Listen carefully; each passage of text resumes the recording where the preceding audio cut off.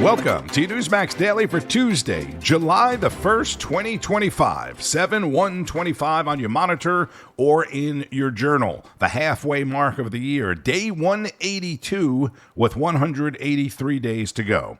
Tomorrow, obviously, will be on the downside of the hill. July 1st is also Canada Day in the US of A, and in Canada, of course, marking the British North American Act that merged the province of Canada, Nova Scotia and Brunswick, into one single entity called Canada on July 1st, 1867. Creating the country that shares our border, became our ally and trade partner. If you collect stamps, then you likely know that today is National U.S. Postage Stamp Day, commemorating the day that postage stamps went on sale for the very first time ever, July 1st of 1847 in New York City, after being authorized by Congress a couple of months earlier. And today, it's all eyes and ears on Congress, on the Senate in particular, as the vote-a-rama continues on the president's one big bill as President Trump headed back to his now home state of Florida. He's going to get a first-hand look and a tour at what's now being called Alligator Alcatraz, the new illegal immigration detention center. This is White House Press Secretary Karoline Leavitt. Alongside Secretary Kristi Noem, Governor Ron DeSantis, Congressman Byron Donalds, and other state and local leaders. We hope to see many of you there. The facility is in the heart of the Everglades and will be informally known as Alligator Alcatraz. There is only one road leading in, and the only way out is a one-way flight. It is isolated and surrounded by dangerous wildlife and unforgiving terrain.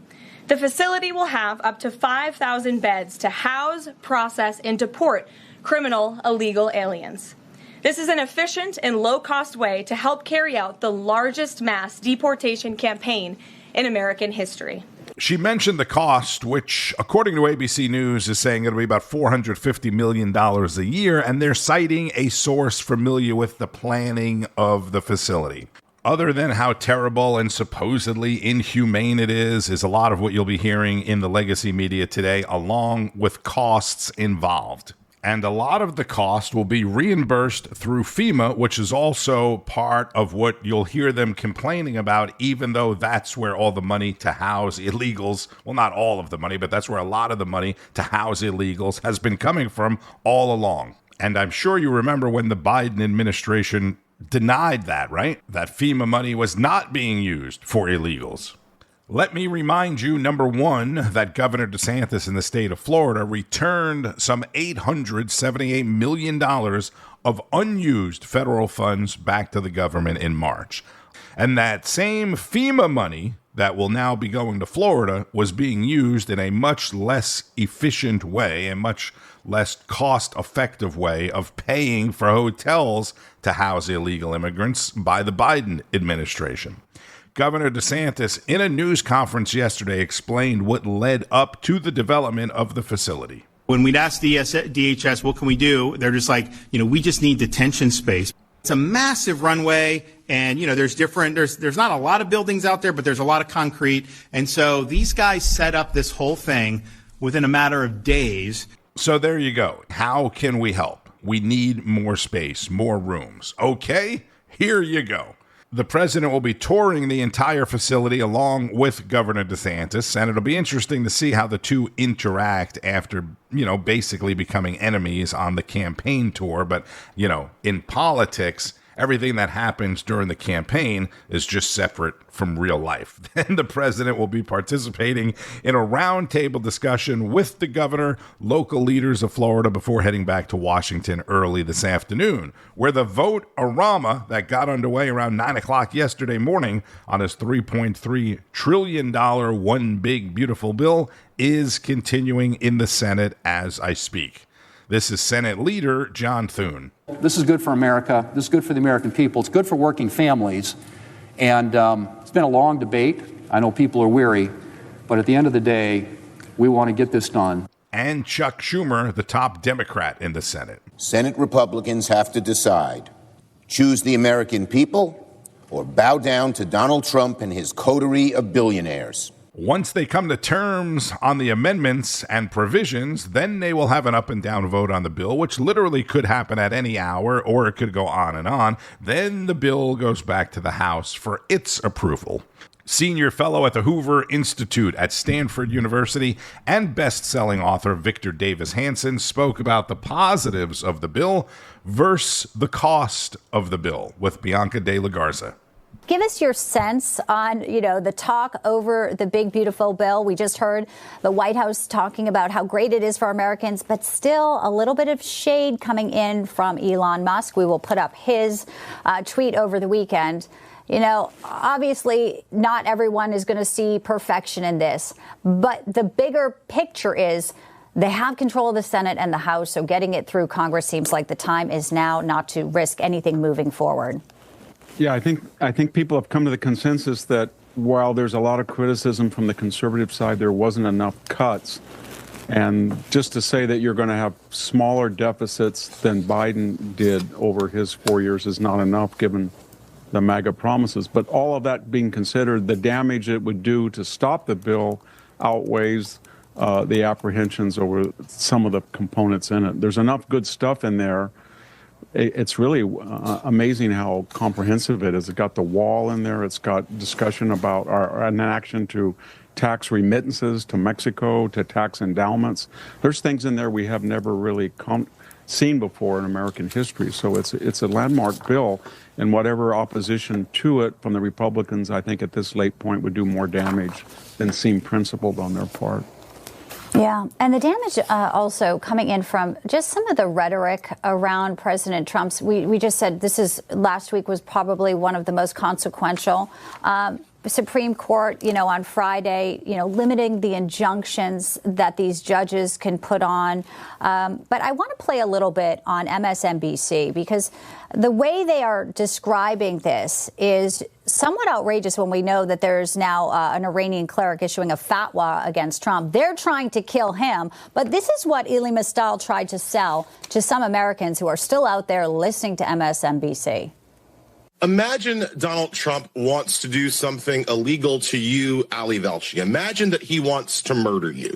Imagine that he and Stephen Miller release an entire policy explaining about how they can murder Canadian journalists who are working in America because they're taking the jobs from real American journalists.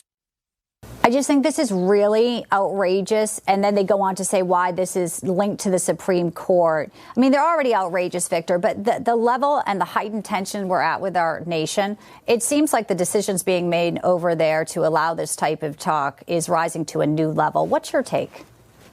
Well, Elie Mystal, he was a person that after COVID said that after I came out of the lockdown, I just didn't want to see white people anymore. I don't want to put up with them anymore. So I think he's on record of being a racist, so I don't take seriously anything he says. But more importantly, all these Supreme Court things depend on the left's political utility at any given time. Justice Kagan, as you remember in an interview, and a lot of Democrats said that lower court justices, district court judges, did not have the ability to extend their jurisdiction nationwide when people on the conservative side, not very many, but there were a few suits that tried to block some of the pro-abortion things that the administration was doing. And of course, they said this was judicial overreach and it was unconstitutional. And now they flipped on 180 degrees. So I think what they're angry about is they felt that out of the 750 district judges, about 400 of them were liberal and were cherry-picked, and out of the circuit judges, 60% were liberal, and they had everything but the Supreme Court, and they didn't think that Justice Roberts would act, and now that he has, he kind of called their bluff, and it kind of took that whole judicial agenda of stopping Trump at every avenue. It kind of crushed it because ultimately it can't go on if the Supreme Court rules against it. Victor Davis Hanson on Newsmax with Bianca De La Garza, who mentioned Elon Musk, right? Who is now threatening to start a new political party and to make sure every Republican who votes for the bill loses re-election next year. He's been posting about this like mad on X over the last 24 hours or so. This is what Trump said about it as he headed to Florida. Nothing, he's upset that he's losing his EV mandate, and we accept. He's very upset about things, but, he could lose a lot more than that. I can tell you right now. He could lose a lot more than that. And don't forget about the supposed nonpartisan Senate Parliamentarian, the focus of a segment on Carl Higbie's Frontline. She's not a final authority on anything. Her entire role is to advise whether or not things violate Senate procedure. And it's not supposed to be a partisan role. So why is she trying to strip out most of the epic parts of Trump's agenda? I mean, if she's not partisan. I mean, don't tell me that they all just happen to violate the Byrd rule. This is a residual Democrat in a perceived position of authority telling the U.S. Senate, Republican-held U.S. Senate, that was elected by the American people, that they can't put certain things in a bill. They make the laws, not you, lady. She, of course, did add that all of the above items could be voted on, but would require a 60-vote majority, basically dooming them anyway. But the Senate just takes her word for it. They could just not listen to her, or they could fire her. It's all allowed, as Senator Tommy Tuberville and Congressman Greg Steube are noting. Tuberville saying, did Harry Reid's Senate parliamentarian not get the memo? President Trump's landslide victory was a mandate from 77 million Americans. The One Big Beautiful Bill delivers on that mandate. The parliamentarian is trying to undermine the president's mandate and should be fired. I agree, Coach. Now, to be fair, Bernie Sanders did once call for her also to be fired when she blocked the raising of the minimum wage in a COVID bill. But then again, what's the point of having the majority if a single unelected person can tell you what you're allowed to vote on? Folks, this sounds like inside baseball, but this is the reality of what's stopping a lot of Trump's agenda in his first term and now. Democrats are using judges, they're using social pity campaigns, and even parliamentarians to get anything to stop Trump's agenda. Chuck Schumer forced the reading of this entire bill as a delay tactic. Republicans are scrambling to pass a radical bill released to the public in the dead of night, praying the American people don't realize what's in it. If Senate Republicans won't tell the American people what's in this bill, then Democrats are going to force this chamber to read it from start to finish. I object. I find this hilarious because it's the same Chuck Schumer, when not grilling and putting cheese on barbecues that are not cooked, he almost blew a gasket on Senator Ron Johnson in 2021 when he forced the reading of one of Biden's $2 trillion COVID relief bills. What gives, Chucky? He also said it was an unnecessary delay tactic intended to obstruct. Really?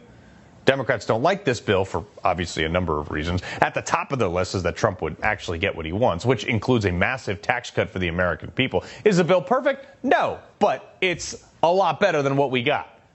But they're being opposed to everything in this, including reforms that it brings for illegal migrants. One of which is that 1.4 million illegals will be kicked off Medicaid, which is one of the last incentives for illegals to come here, not yet squashed by Trump.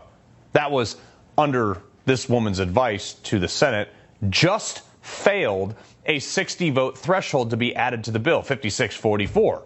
So as of this moment, as of a little while ago, it doesn't look like it's actually going to be in the bill anyway, unless they tell her to pound sand, which they should, and do it on a 51-vote majority.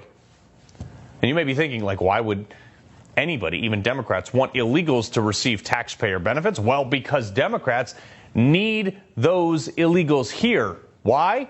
To bolster their congressional districts, which is also why they're freaking out about this, that Trump may actually remove illegal immigrants from the Census Bureau. This would decrease the number of allocated congressional seats in blue districts, likely redistributing them to red states.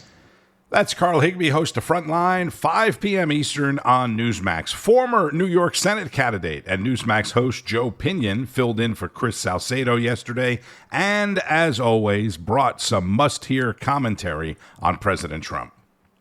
What does President Trump's big, beautiful bill have to do with the socialist-loving, terrorized, sympathizing, unapologetic anti-Semite that the Democratic Party just selected as its choice to lead New York City? Well, in a word, everything. You see, the movement to make Donald J. Trump the 47th president was built on a simple premise. that 4 more years of Joe Biden's open border America Last policies would change our republic in ways from which we would never recover. And see, President Trump, he has many objectives in this bill, but it's all part of one job: protecting our American inheritance from those who would give it away to people here illegally for free out of some misguided belief that they are more entitled to the American dream than actual American citizens. And so the fight over birthright citizenship in the court is not about stopping brown people from coming to America. It is about ending the incentives for people to go birth certificate shopping illegally. The fight over whether or not the price for seeking asylum should be higher is not about preventing people from fleeing oppression.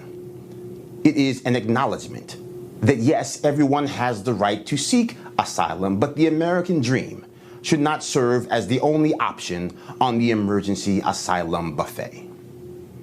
See, the fight over work requirements for Medicaid, it's not about sending grandma back to work.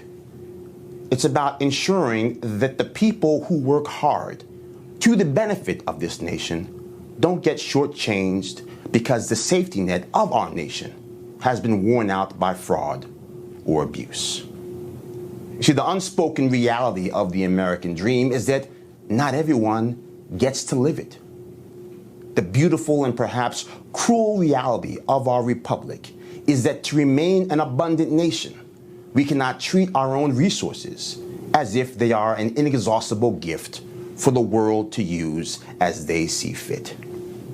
And the problem, you see, is that that is a direct contradiction of the central premise of the modern-day Democratic Party, this belief that they can give anything to everybody for free, and that the pillars upon which our country was founded are inherently white, which make them inherently bad, which means that they must be destroyed. And that is why the same people who would never move a migrant into their own home protest the removal of criminally inclined migrants who have taken over other people's communities. It is why the same people who let Barack Hussein Obama build countless detention cages now line the streets in protest of Governor Ron DeSantis and Donald Trump and Alligator Alcatraz.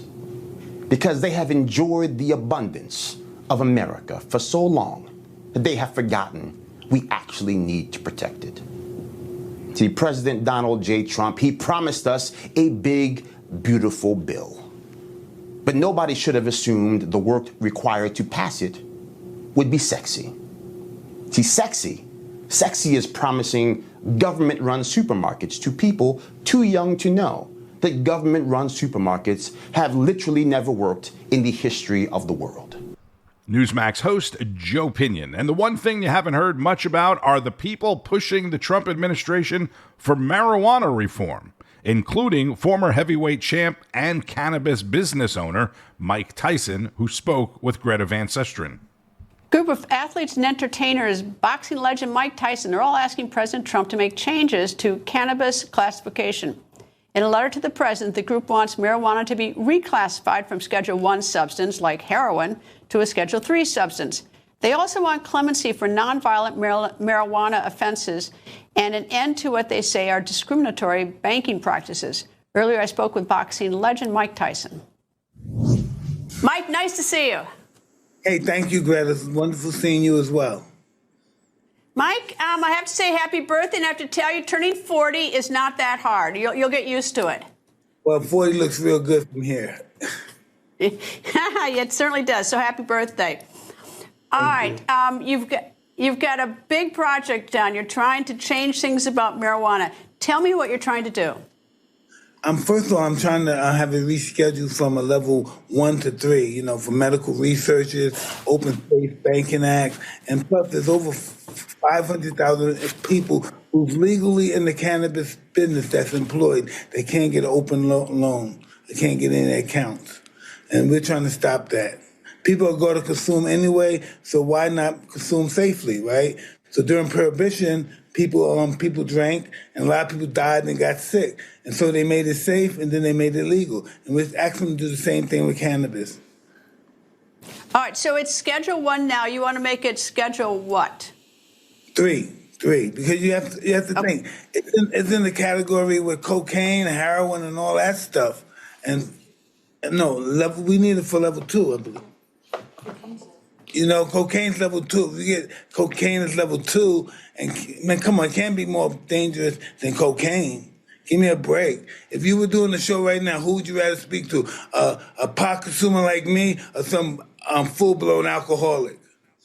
Well, I must admit, I'd rather get behind someone driving a car on marijuana going 10 miles an hour than someone who'd had too much to drink and who's, drunk behind the wheel. So I will concede that. But tell me, do you think it should be legalized for everybody, or would you have an age group on it? Age 21, and for everyone who wants to consume. I'm not saying you should consume or you better consume. No, everyone that just wants to participate and consume in cannabis should be able to do it legally. What would you do with the different quality of marijuana? I mean, some is a lot heavier than other, and you've got some that's laced with fentanyl unexpectedly or laced with other drugs. How would you address that? Well, I would address that, of course, with the president and his administration, and we would have to make it safer. We have to make clean cannabis. We have to have laws and make sure any cannabis that being purchased has to come from legal cannabis dispensaries. Have you contacted the White House or contact any politicians about moving it from a Schedule 1 drug to a Schedule 3? Absolutely. We're working on that right now as we speak. And what kind of response? Have you gotten any response, or is it just earlier? You haven't had enough opportunity for a response. Too early, but they're not denouncing it. It's not. It's something that we're talking about. It's not an automatic no. Because they understand the benefits of it as well. Do you smoke marijuana? Or how do you do this? I like to smoke it, and I smoke it all day, every day. All day, every day. Several months ago, I featured another interview of Mike Tyson with Greta. This was right before the big fight with Jake Paul. If you think it's odd that, Greta is speaking with Mike Tyson, in the previous interview, she made a comment, "One time when I was over your house, Mike," or she said, "Remember one time when I was over your house, Mike?" They were talking about something. And I was like, Greta was over Mike Tyson's house, like they're actually friends. There was a lot of talk yesterday about the $50 million Jeff Bezos-Lauren Sanchez wedding in Italy. And there's a good chance that cannabis was being consumed there as well. This is Rob Finnerty. Jeff Bezos and Lauren Sanchez got married in Italy in Venice. The whole thing cost $50 million, according to CNBC, which is nothing if you're Jeff Bezos. And we don't fully understand, even to this day, why Jeff Bezos and Mark Zuckerberg were at Donald Trump's inauguration in January. Not just the inauguration. Anyone can travel to D.C. for the event, but they were on stage just feet away from the president. There they are. There's Mark. What is he doing there? And I said this then, and everyone was like, no, it's a great day to celebrate, and we're just happy. That was weird to me. Jeff Bezos owns the Washington Post. Mark Zuckerberg owns Facebook, two organizations that did nothing but try to hurt Donald Trump for the 4 years when he was president and the 4 years when he was not president. I covered it every single day, and all of a sudden they're on stage because they donated money. Give me a break. And who can remember this moment from the inauguration, right? Look closely. Lauren Sanchez, nothing but class with that little number on. 14 degrees outside, by the way, that day. And old Mark Zuckerberg, whoop, did you see it? Look at the eyes. Look at Mark. There you, what was that? What did we, sneaking a little peek right there. He didn't have to sneak much. Lauren wasn't hiding very much that day. So Lauren Sanchez and Jeff Bezos get married, and wouldn't you know it, Lauren invited all of her, and I think this is great, she invited all of her dearest friends to the wedding. All the people that she's closest to. We're talking about real friends. There's Jared Kushner with Ivanka Trump.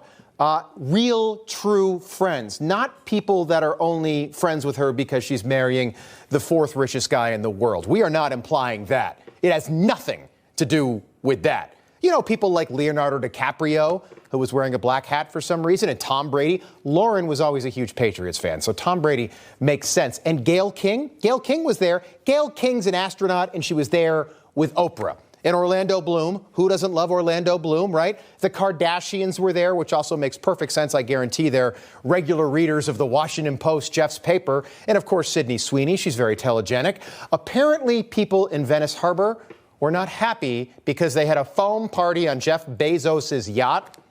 So picture this, huge, gigantic yacht. And the bubbles, they put too much bubble bath in there. And the bubbles started overflowing into Venice Harbor, which is not good for the environment. And Katie Couric, of all people. Do you remember Katie Couric, the former host of the Today Show? Katie Couric apparently not pleased that she was not invited, tweeting this about the wedding dress. Quote, "Welcome to the 80s when big hair and consumption ruled. Apparently tacky is back." Lauren Sanchez also immediately appearing on the cover of Vogue yesterday in her wedding dress. Amazing, stunning, shocking timing. And also, she immediately deleted her Instagram account the day of the wedding, creating a new one. So instead of enjoying the reception, she went from Lauren Sanchez to Lauren Sanchez Bezos, just in case the world didn't know that she's now married to Jeff Bezos. And we just wanted to point all this out and take some time to wish those two lovebirds the very, very best, because true, real love is hard to find, and that should be celebrated. Rob Finnerty, host of Finnerty, 8 p.m. Eastern on Newsmax. Could just be me, but it sounds sort of like Rob may be suggesting that Lauren Sanchez may love the 61-year-old bald 5'7" Jeff Bezos only for his money. All right, President Trump is at Alligator Alcatraz in the Florida Everglades. Big story of the day, and the Senate dominating the news as well. Keep up with all of it and breaking developments throughout the day on Newsmax N2 and at Newsmax.com. Also, make sure you have the Newsmax app on your phone so you can stay up to date anywhere, anytime. The news starts each and every morning with Wake Up America, National Report, Newsline with Bianca De La Garza, American Agenda, the Chris Salcedo Show, Greta Van Susteren, Rob Schmidt at 7, Finnerty at 8, Greg Kelly, The Right Squad, and much, much more. I'm Tony Marino. Thank you, as always, for listening to the Newsmax Daily. Continue to share it with friends, family, and anybody else. And keep on fighting the good fight. News breaks every minute, every day. You need the app, the Newsmax app. Find it free on your smartphone store. Then watch us anytime, anywhere. Information. Truth is freedom. Is Newsmax. It's real news for real people.